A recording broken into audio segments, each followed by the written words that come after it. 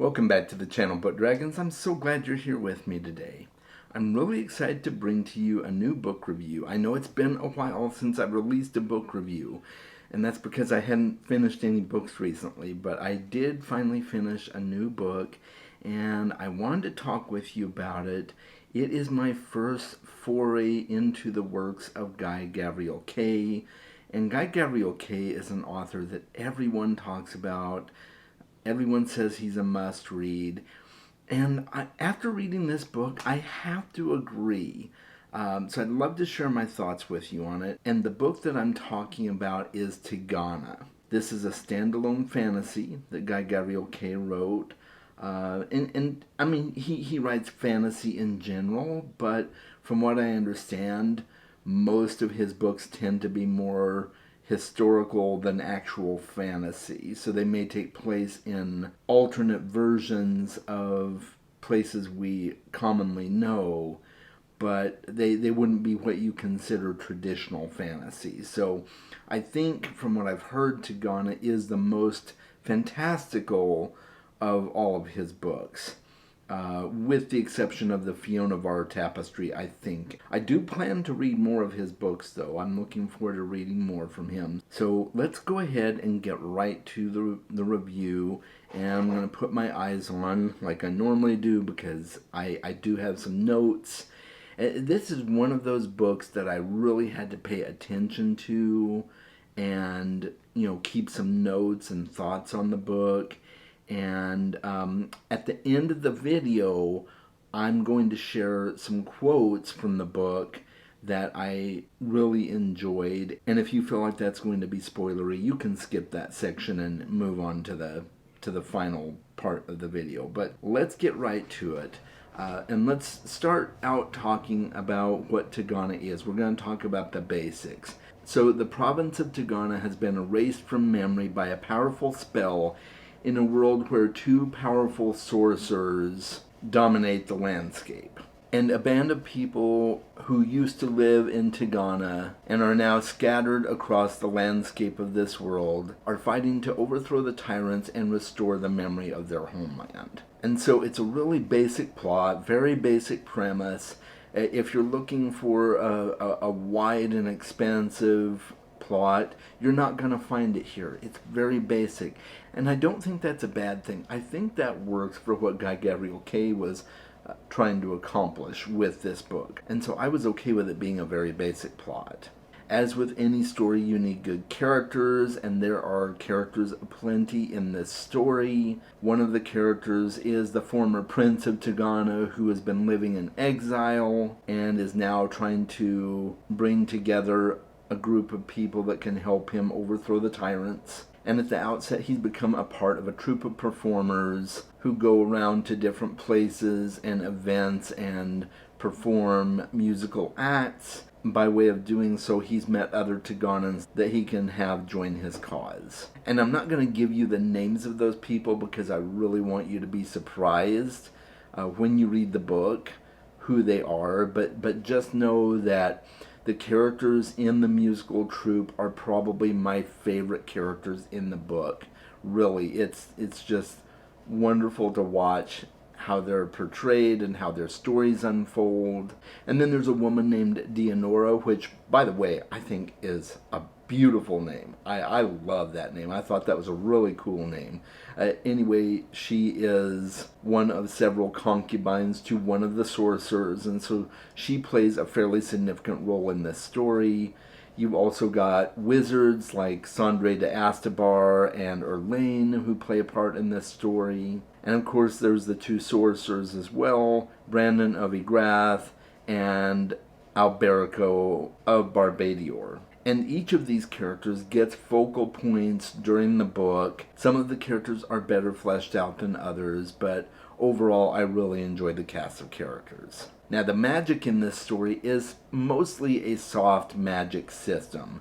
When it comes to the sorcerers wielding their power, it's trumpets and fireworks and mind control and a whole bunch of different things that are just, they're not really explained, they're just there, and they do amazing and powerful things, and sometimes they do very subtle things as well, but you're not getting an explanation really of what's happening there. And then there's another group of characters who we don't really learn a whole lot about, and they don't get much time on the page, but the circumstances of their birth were very special, and they have a certain power where they can enter a spirit realm and wage battle in the spiritual realm. So it's very, very interesting.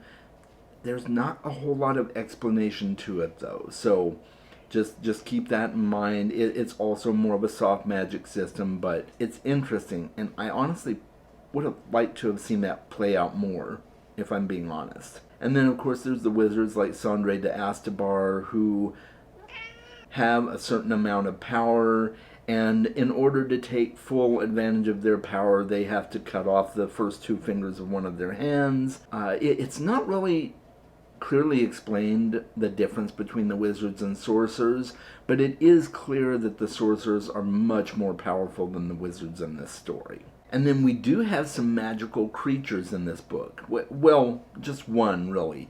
And that's what's called a Ruselka. And it seems to be a fae-type creature with green hair and pale skin. And this character is used as an omen of sorts. Whether it's a good omen or a bad omen, it's not really clear. But when somebody sees a Ruselka, it is seen as a warning of some sort. And so that was kind of cool to see the Ruselka play a part in this story. Really the only magical creature in the story. And so there are two things that I think really stand out in this book, and that is the prose. The way that Guy Gavriel Kay writes is absolutely beautiful. It really stands out, and it just makes you want to read more Guy Gavriel Kay just for the prose. And so that's one reason I'm looking forward to reading more of his books.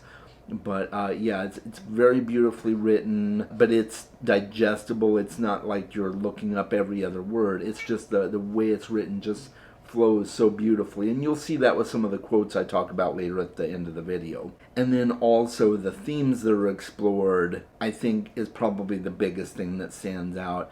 And for this book, one of the strongest themes that is explored is grief and loss.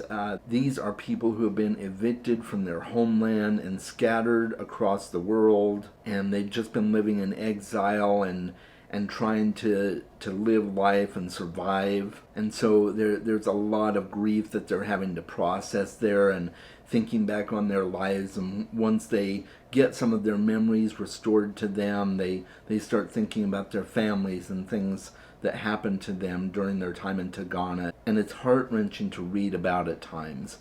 But then there's also the flip side of the particular sorcerer that casts the spell, and I'm not going to go into spoilers here, but the sorcerer that casts the spell has his own reasons for grief and the suffering that comes from losing a part of your life, and that is really deeply explored. I feel that particular sorcerer, I think, is one of the best written characters in the book. Even though the sorcerer is seen as an enemy, I felt like I could completely relate to him, and so I just really, really enjoyed exploring his life and background and the reasons that drove him to cast the spell that he did and erase the name of Tigana. So even though he's kind of an enemy, he's very nuanced because he had very good reasons for eradicating the name of Tigana from memory. And that's all I'm going to say. Of course, survival is a big theme here. The people that are scattered have to live their lives in survival mode and try to piece their lives back together. Having a sense of purpose is also a big theme, because the entire purpose of these people is to restore the name of Tigana.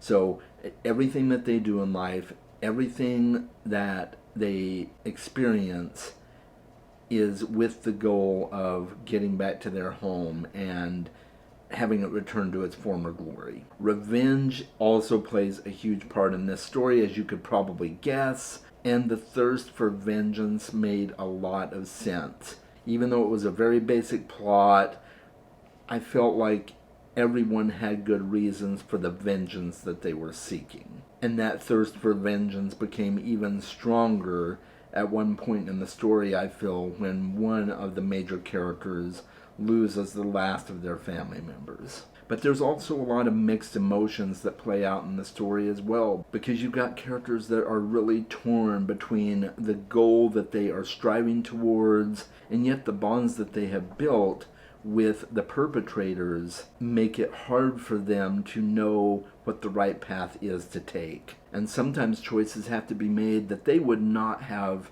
made in the beginning, and yet now they are forced to make choices that care for the needs of their heart.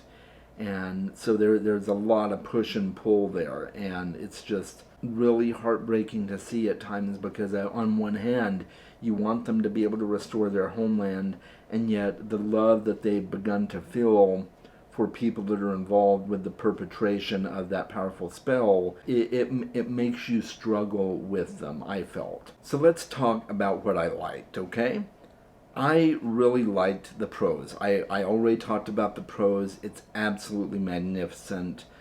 I highly recommend GGK just for the prose. It's very quotable, and we'll talk about that here shortly.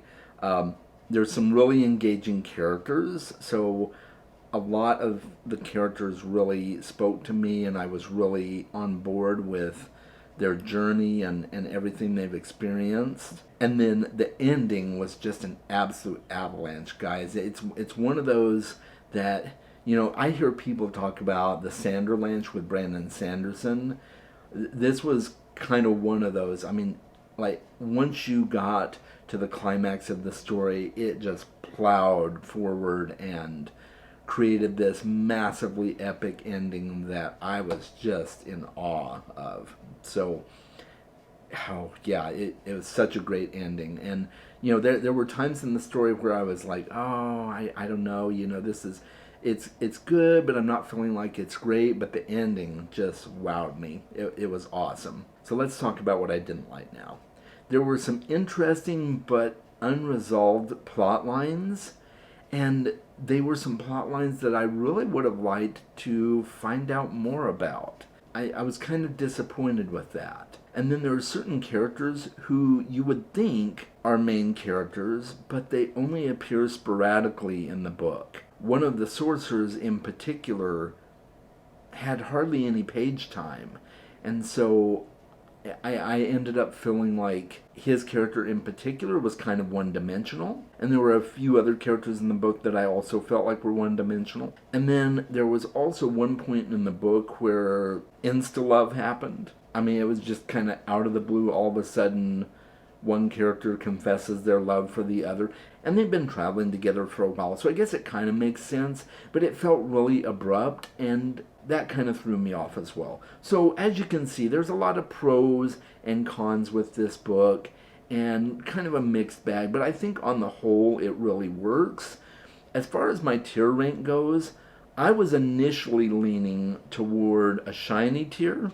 The book was just okay and not something that was really wowing me, but it was okay for me. Then I got to the end, and I was like, wow, that was a really excellent ending. I mean, he just nailed the ending, I think. And it was kind of a predictable ending, but it's okay. It was still an excellent ending. So it was initially going to be shiny tier, and, you know, it could still go right at the top of my shiny tier, like right on the edge. But I decided to edge it over into my horde tier just because of the ending. And sometimes I do that, guys. Sometimes an ending can completely change my feeling on a book. And I think he nailed the ending. So I'm putting this in my horde. That's my thoughts on Tigana. And if you don't want to continue into the quote section because of spoilers, now is the time. Oh, hi, Ari. Now is the time to step away, because I am going to share some quotes. I'm not going to share a bunch of quotes, but I will share some quotes, okay? So you've got a few minutes while I pull up the quotes to sort yourself out and figure out if you want to stay or not. Okay, are you still here? If you're still here, here we go with some of the quotes. And some of these are just quotes that I just really like the prose. It wasn't necessarily anything foundational, I felt, to the story, but they were just really beautifully written. This is talking about one of the character's daughters, and it says, the daughter whose eyes had taught him part of the meaning of life on the day she'd been born 15 years ago. Totally relate to that. Yeah, my kids have definitely taught me part of the meaning of life. And then later on there's another quote, a reminder of what it was to be mortal and so doomed to tread one road only, and that one only once, until Morian called the soul away and Aeona's lights were lost. We can never truly know the path we have not walked. Whew. So good, guys. So good. And then one of the characters talking about the way another character makes her feel, whose voice was knowledge and wit and grace to her, water in the dryness of her days, whose laughter, when he set it free, when she could draw it forth from him, was like the healing sun slicing out of clouds, whose gray eyes were the troubling, unreadable color of the sea, under the first cold slanting light of morning in spring or fall. Oh, guys, some of these quotes, I tell you. And I thought this one was funny. Last time I looked, Senzio traders all had their hands jammed so deep in their pockets, paying tribute money east and west, that they couldn't even get their equipment out to please their wives. I thought that was hilarious. And I'll share one final quote with you, and that is this.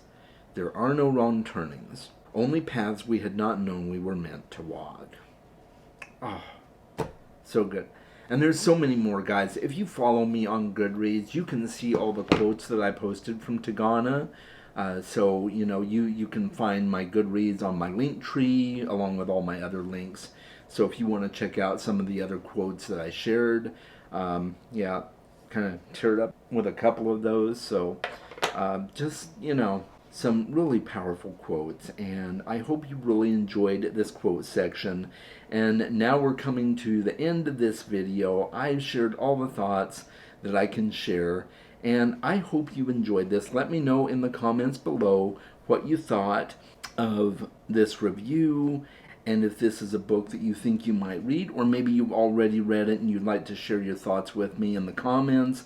That would be awesome. You can also hit me up on Discord and join the Discord and have a conversation there. So until next time, guys, make sure you are reading more books, and I will talk to you very soon. And as always, I want to thank my patrons. I really appreciate all the support you give my channel.